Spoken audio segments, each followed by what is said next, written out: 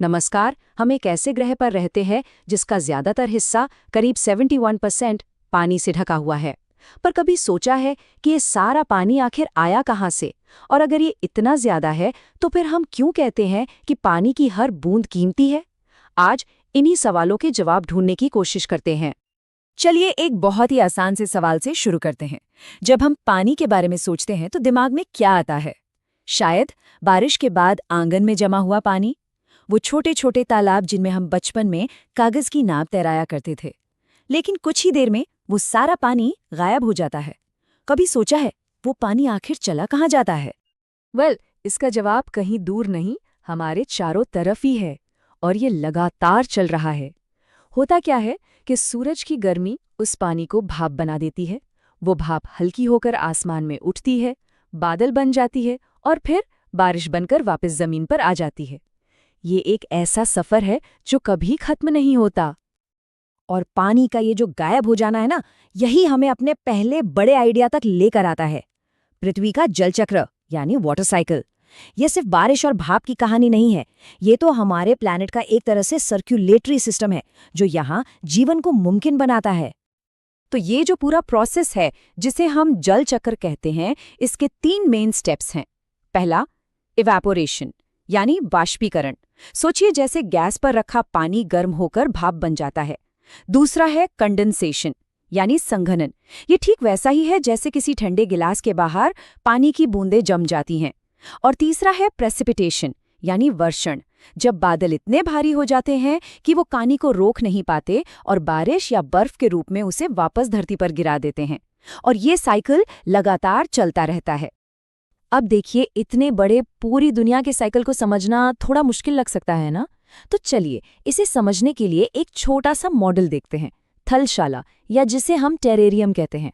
ये असल में घर में पौधे रखने के लिए एक छोटा बंद शीशे का बॉक्स होता है जो हमें एक बहुत बड़ी बात सिखाता है। देखिए, एक टेरारियम के अंदर ना एक पूरा छोटा सा वाटर साइकिल चलता रहता है। पत्तियों और मिट्टी से पानी भाप बनता है, जार की ठंडी दीवारों से टकराकर बूंदे बन जाता है और फिर बारिश की तरह वापस पौधों पर बरस जाता है। इसे बाहर से पानी देने की जरूरत ही नहीं पड़ती। ये अपने आप में एक पूरी दुनिया है। अब जरा सोचिए, अगर इसी छोटे से आइडिया को हम पूरी पृथ्वी पर लागू कर दें तो? और यही बात तो सबसे कमाल की है, हमारी पृथ्वी भी एक बहुत बड़े टेरेरियम की तरह ही है, एक बंद सिस्टम। इसका मतलब ये हुआ कि जो पानी यहाँ करोड़ों साल पहले था वही पानी आज भी यही है, बस उसका रूप बदलता रहता है। हो सकता है जो पानी आज हम पी रहे हैं वो कभी किसी डायनासोर ने पिया हो या हजारों साल पहले गंगा नदी का हिस्सा रहा हो। लेकिन एक मिनट, अगर पानी कभी खत्म ही नहीं होता तो फिर हम हर तरफ पानी की कमी की बातें क्यों सुनते रहते हैं? ये सवाल हमें हमारे अगले हिस्से पर लाता है, ताजे पानी का विरोधाभास। हम एक ऐसे ग्रह पर हैं जो पानी से भरा हुआ है, लेकिन जिसका ज्यादातर पानी हमारे किसी काम का नहीं है। जरा इस आंकड़े को देखिए, 97.3%। हमारी पृथ्वी पर मौजूद कुल पानी का 97.3% हिस्सा खारा पानी है। ये महासागरों और समुद्रों में है, जिसे हम न तो सीधे पी सकते हैं और न ही अपनी फसलों के लिए इस्तेमाल कर सकते हैं। ये चार्ट इस बात को और भी साफ कर देता है। देखिए, ये जो इतना बड़ा नीला हिस्सा है, 97.3%, ये सब महासागर हैं। और वो जो छोटा सा टुकड़ा बचा है, उसमें से भी 2% तो ग्लेशियर और बर्फ की चोटियों में जमा हुआ है। हमारे इस्तेमाल के लिए जो नदियां, झीलें और जमीन के नीचे का पानी है, वो सब मिलाकर 1% से भी कम है। यकीन करना मुश्किल है, पर सच यही है। चलिए इसे और भी आसान तरीके से समझते हैं। कल्पना कीजिए कि पृथ्वी का सारा पानी एक 2 लीटर की बोतल में भरा हुआ है।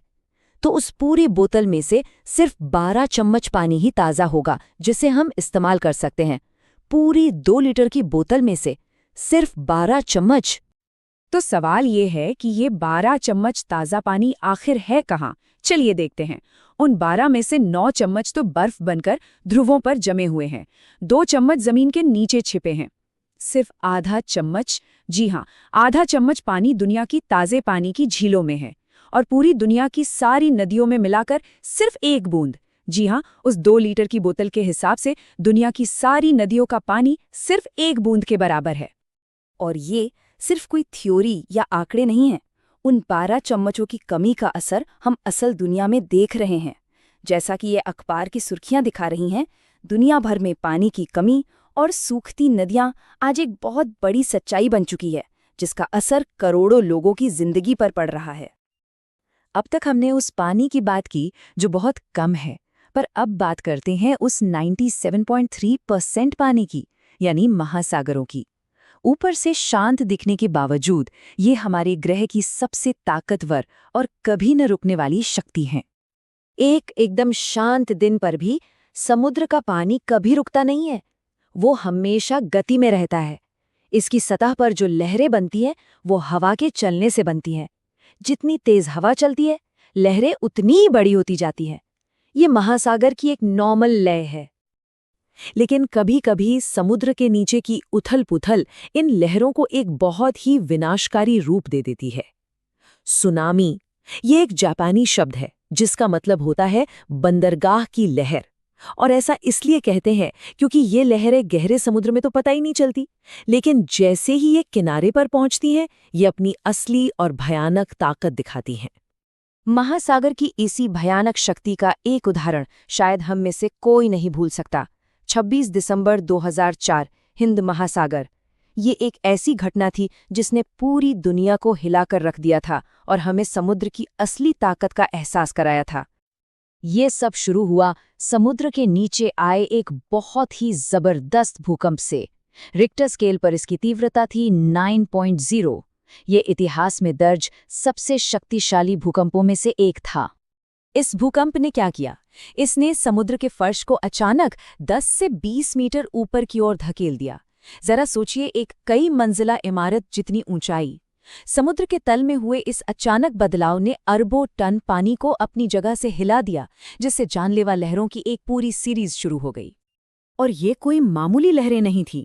खुले समुद्र में इनकी रफ्तार थी करीब 800 किलोमीटर प्रति घंटा, मतलब एक कमर्शियल हवाई जहाज जितनी तेज।